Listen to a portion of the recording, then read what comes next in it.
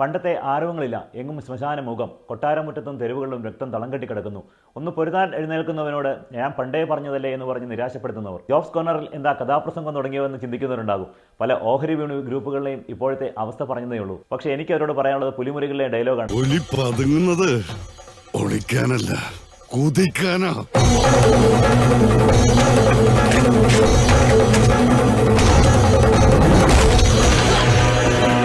ജീവിതത്തിലാകട്ടെ stock മാർക്കറ്റിലാകട്ടെ ഒരാൾക്ക് ഏറ്റവും confidence തരുന്ന ഒരു കാർഡുണ്ട്. അതാണ് നിഫ്റ്റി 50യുടെ ഹിസ്റ്റോറിക്കൽ ചാർട്ട് എന്ന് പറയുന്നത്. ഇവിടെ സ്ക്രീനിൽ നിഫ്റ്റി 50യുടെ കഴിഞ്ഞ 25 വർഷത്തെ ചാർട്ട് കൊടുത്തിട്ടുണ്ട്. ഈ ചാർട്ടിൽ ഏതെങ്കിലും ഒരു പോയിന്റിൽ നിങ്ങൾ ടച്ച് ചെയ്യുക, അതിനും 5 വർഷം മുന്നത്തെ അതിന്റെ പെർഫോമൻസ് നോക്കുക. കഴിഞ്ഞ 5 വർഷം കൊണ്ട് മാർക്കറ്റ് എത്ര ശതമാനം മുകളിലേക്ക് പോയിട്ടുണ്ട് എന്ന് നിങ്ങൾക്ക് മനസ്സിലാക്കാൻ സാധിക്കുന്നതാണ്. അതിൽ തന്നെ കോവിഡിന് തൊട്ട് മുന്നുള്ള ഓൾ ടൈം ഹൈ നിങ്ങൾ നോക്കുക. അവിടെ നിന്ന് നിങ്ങൾ വാങ്ങിയാൽ പോലും മാർക്കറ്റ് അന്നത്തെ ഓൾ ടൈം ഹൈ നിന്ന് ലോയിലേക്ക് പോയതിനു ശേഷവും 130% കഴിഞ്ഞ 5 വർഷം കൊണ്ട് വളർന്നിരിക്കുന്നത്. അതിൽ നിന്നുമാണ് ഇപ്പോൾ ചെറിയൊരു കറക്ഷൻ വന്നിരിക്കുന്നത്. അതുകൊണ്ട് തന്നെ നിങ്ങൾക്ക് മനസ്സിലാകും മാർക്കറ്റ് എത്രയധികം താഴേക്ക് പോയി കഴിഞ്ഞാലും നിങ്ങൾ ക്ഷമയോടെ കാത്തിരുന്നു കഴിഞ്ഞാൽ നല്ല രീതിയിൽ തന്നെ തിരിച്ചു വരുന്നതാണ്. നിങ്ങൾ വാങ്ങിയ സ്റ്റോക്കുകൾ നല്ല സ്റ്റോക്കുകളാണെങ്കിൽ തീർച്ചയായിട്ടും നിങ്ങളുടെ ഫോളിയോ താഴേക്ക് പോയിട്ടുണ്ടെങ്കിലും അത് മുകളിലേക്ക് തന്നെ വരുന്നതാണ്. നിങ്ങൾ നഷ്ടത്തിലായി, നിങ്ങളുടെ ക്യാഷ് മുഴുവൻ പോയി എന്നൊരു ചിന്ത വേണ്ട. പക്ഷേ ആവശ്യത്തിന് വേണ്ടി നിങ്ങൾ എമർജൻസി ആയിട്ട് കടമെടുത്തിട്ടോ പെട്ടെന്ന് തന്നെ കൊടുക്കേണ്ട എമൗണ്ട് ആണെങ്കിൽ ഇങ്ങനെയുള്ള സാഹചര്യത്തിൽ നിങ്ങൾ പെട്ടുപോകുന്നതേ ഉള്ളൂ. മറ്റൊന്നും നമുക്ക് ചെയ്യാൻ സാധിക്കുന്നില്ല. നഷ്ടത്തിലാണെങ്കിലും സെല്ല് ചെയ്ത് എമൗണ്ട് എടുക്കുക എന്ന് മാത്രമേ ഉള്ളൂ. അല്ലാത്ത പക്ഷം ഹോൾഡ് ചെയ്യാൻ സാധിക്കുന്നവരെ സംബന്ധിച്ചോളം ഒട്ടും പേടിക്കേണ്ട ആവശ്യമില്ല. 2024 സെപ്റ്റംബർ മുതലാണ് മാർക്കറ്റ് അതിന്റെ ഓൾ ടൈം ഹൈ നിന്നും ക്രാഷ് സ്റ്റാർട്ട് ചെയ്തത്. എന്താണ് മാർക്കറ്റ് ക്രാഷിന്റെ കാരണം എന്ന ഡീറ്റെയിൽ ആയിട്ട് എപ്പിസോഡ് 96 ഞാൻ ചെയ്തിട്ടുണ്ടായിരുന്നു. എങ്കിലും ഒന്നുകൂടി ചുരുക്കത്തിൽ പറയാം. 2024 സെപ്റ്റംബർ സമയത്ത് ഇന്ത്യൻ മാർക്കറ്റിന്റെ വാല്യുവേഷൻ അഥവാ PE വാല്യൂ മറ്റ് എമേർജിംഗ് മാർക്കറ്റുകളെ കമ്പയർ ചെയ്യുമ്പോൾ ഏറ്റവും ഹൈ ആയിരുന്നു. 26 എന്ന വാല്യുവേഷൻ ആയിരുന്നു നമ്മളുണ്ടായിരുന്നത്. അതേസമയം ചൈനയിലെ വാല്യുവേഷൻ 9 ആയിരുന്നു. അതുകൊണ്ട് തന്നെ foreign investors sell India buy China എന്നുള്ളൊരു പോളിസി പ്രകാരം ഇന്ത്യൻ മാർക്കറ്റിൽ സെല്ല് ചെയ്ത് ചൈന മാർക്കറ്റിൽ ഇൻവെസ്റ്റ്മെന്റ് സ്റ്റാർട്ട് ചെയ്തിരുന്നു. അതിനുശേഷം ട്രംപിന്റെ ട്രേഡ് വാർ കൂടി സ്റ്റാർട്ട് ചെയ്തതുകൂടി ഫോറിൻ ഇൻവെസ്റ്റേഴ്സ് ഇന്ത്യൻ മാർക്കറ്റിൽ മാസീവായി സെല്ല് ചെയ്യുകയും US ബോണ്ടുകളിലും മറ്റും ഇൻവെസ്റ്റ് ചെയ്യാൻ സ്റ്റാർട്ട് ചെയ്യുകയും ചെയ്തു. അതോടൊപ്പം തന്നെ ഡോളർ ശക്തി പ്രാപിക്കുകയും ഇന്ത്യൻ രൂപ താഴോട്ട് പോവുകയൊക്കെ ചെയ്തുകൊണ്ടാണ് മാർക്കറ്റ് വീണ്ടും താഴേക്ക് പോയിക്കൊണ്ടിരിക്കുന്നത്. ഞാൻ പറയാതെ തന്നെ കാരണങ്ങളൊക്കെ എല്ലാവർക്കും അറിയാം. ഇനി ഈ സാഹചര്യത്തിൽ ഇൻവെസ്റ്റേഴ്സ് എന്താണ് ചെയ്യേണ്ടത് എന്നാണ് നമ്മൾ ഡിസ്കസ് ചെയ്യുന്നത്. Friends, my name is Joby George. Welcome to jobs corner. Indian market കറക്ഷനിലാണെങ്കിലും അതിന്റെ ഓൾ ടൈം ഹൈ നിന്നും ഇപ്പോൾ 15% കറക്ഷൻ മാത്രമേ സംഭവിച്ചിട്ടുള്ളൂ. ഓൾ ടൈം ഹൈ നിന്നും 20% കറക്ഷൻ വരുമ്പോഴാണ് അതൊരു ബെയർ മാർക്കറ്റിലേക്ക് മാറി എന്ന് പറയുക. ഇപ്പോഴും ബെയർ മാർക്കറ്റിലേക്ക് മാറിയിട്ടില്ല, വീണ്ടും തിരിച്ചു വരാനുള്ള സാധ്യതകളുണ്ട്. ഇന്ത്യയുടെ വാല്യൂഷൻ നേരത്തെ പറഞ്ഞ 26 നിന്നും ഒരു 20 എന്ന വാല്യൂയിലേക്ക് എത്തിയിട്ടുണ്ട്. ഈ വാല്യൂ ഒരു 18ലേക്ക് വന്നതിന് ശേഷം വീണ്ടും ഫോറിൻ ഇൻവെസ്റ്റേഴ്സ് തിരിച്ചു വരാനാണ് സാധ്യത കൂടുതലുണ്ടാകുക. PE വാല്യൂ 18 എന്ന് പറയുന്നത് ഒരു ലോങ് ടൈം ഹിസ്റ്ററിയിൽ ഇന്ത്യൻ മാർക്കറ്റിന്റെ ഒരു ഫെയർ വാല്യൂഷൻ തന്നെയാണ്. അതുകൊണ്ട് കുറച്ചുകൂടി മാർക്കറ്റ് കറക്റ്റ് ചെയ്തതിന് ശേഷം ഒരു 20% ഒന്നും പോകാൻ സാധ്യതയില്ല. അതിന് മുന്നേ തന്നെ മാർക്കറ്റ് തിരിച്ചു വരാനാണ് സാധ്യത കൂടുതലുമുള്ളത്. നമുക്ക് പ്രൊഡിക്റ്റ് ചെയ്യാൻ സാധിക്കുന്നതല്ല. നല്ല സ്റ്റോക്കുകൾ ഫെയർ വാല്യുവേഷനിൽ വാങ്ങാനുള്ള അവസരമാണ് ഇപ്പോഴുള്ളത്.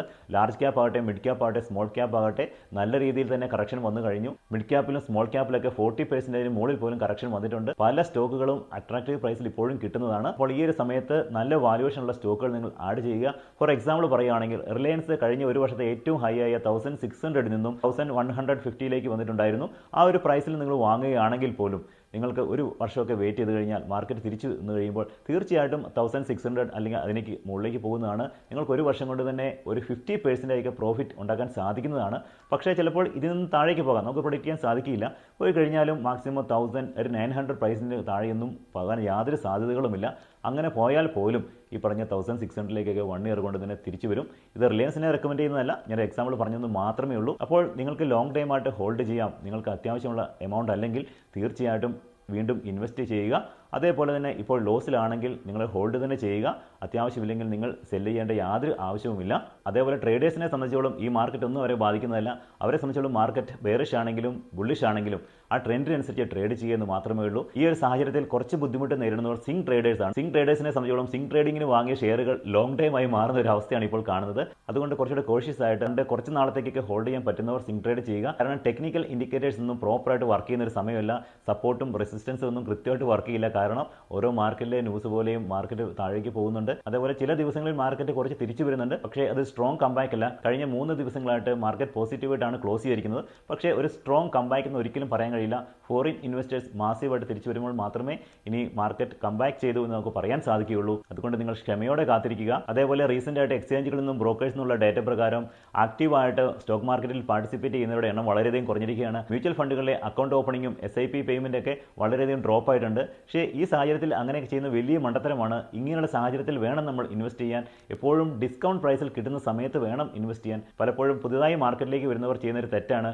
ഓൾ ടൈം ഹൈയിൽ പോയിട്ട് മാർക്കറ്റ് നല്ല രീതിയിൽ പോയിക്കൊണ്ടിരിക്കും, നല്ല പ്രൈസിലെത്തിക്ക് കഴിയുമ്പോഴാണ് അവർ പോയി വാങ്ങുക, ഇനിയും പോകും എന്ന പ്രതീക്ഷയോടുകൂടി ആ വലിയ പ്രൈസിൽ നിന്നൊക്കെ കറക്ഷൻ നേരിട്ട് 40-50% ഡൗൺ ചെയ്ത് കഴിയുമ്പോൾ അതിൽ പെട്ടുകിടന്ന് അതിൽ നിന്ന് സ്റ്റോക്ക് മാർക്കറ്റിനെ കുറ്റം പറഞ്ഞ് പുറത്തോട്ട് പോകുന്നവരാണ് കൂടുതൽ ആൾക്കാരും. അങ്ങനെ ആകാൻ പാടില്ല. ഫോർ എക്സാമ്പിൾ പറയുകയാണെങ്കിൽ ജെൻസോൾ എഞ്ചിനീയറിംഗ് എന്നൊരു സ്റ്റോക്ക് ഉണ്ടായിരുന്നു. അതിൻ്റെ ഓൾ ടൈം ഹൈ 1300 മുകളിൽ പോയിരുന്നു. ഇപ്പോൾ ഓൾമോസ്റ്റ് 70% കറക്ഷൻ നേരിട്ടുകൊണ്ടാണ് വന്നിരിക്കുന്നത്.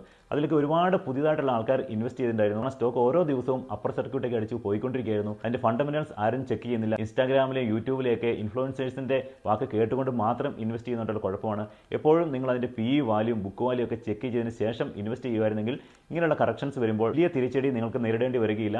അതുകൊണ്ട് തന്നെ ഇൻവെസ്റ്റ് ചെയ്യുമ്പോൾ ഓൾമോസ്റ്റ് 70% ഫണ്ടമെന്റലി സ്ട്രോങ് ആയ നല്ല സ്റ്റോക്കുകളിൽ മാത്രം ലോങ് ടൈം ഇൻവെസ്റ്റ് ചെയ്യുക. 25% മാത്രം റിസ്ക് എടുത്ത് ഇങ്ങനെയുള്ള സ്റ്റോക്കുകളിൽ ഇൻവെസ്റ്റ് ചെയ്യുക. അപ്പോൾ ഇത്രയൊക്കെ കാര്യങ്ങളാണ് എൻ്റെ എക്സ്പീരിയൻസ് എന്ന് പറയാനുള്ളത്.